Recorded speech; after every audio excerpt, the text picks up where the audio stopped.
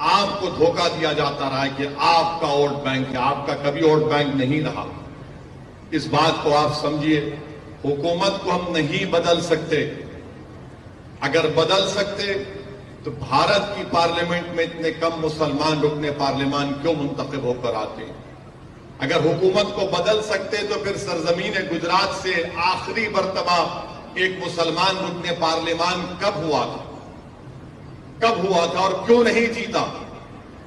اور اگر ہم حکومتوں کو بدل سکتے تو پھر بابری مسجد کی جگہ کورٹ کا فیصلہ بھی آ گیا، اب گیان واپی کا مسئلہ شروع ہو گیا۔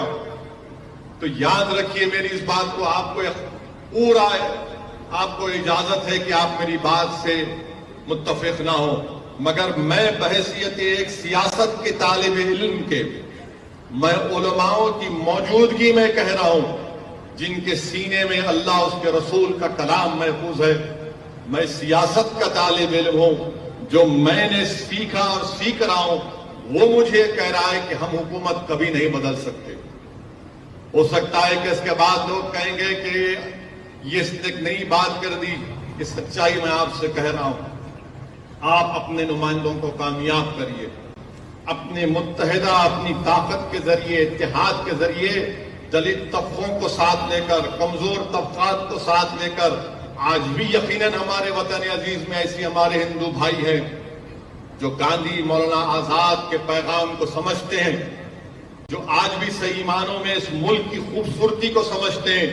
اس ملک کی خوبصورتی کیا ہے؟ اس میں بے شمار مذاہب کے ماننے والے ہیں، بے شمار زبانیں بولی جاتی ہیں، وہ اس خوبصورتی کو سمجھتے ہیں اور اس کی حفاظت کرنا چاہتے ہیں۔ مگر یاد رکھیے، اگر آپ اسی بات میں چلے جائیں گے کہ حکومت کو بدلنا، نہیں بدل سکتے آپ، بلکہ آپ تو گواہ ہیں اس سرزمین پر۔ یہاں 27 سال سے ایک ہی جماعت بی جے پی کامیاب ہوتی آ رہی ہے، یہی کامیاب ہوتے آ رہے ہیں۔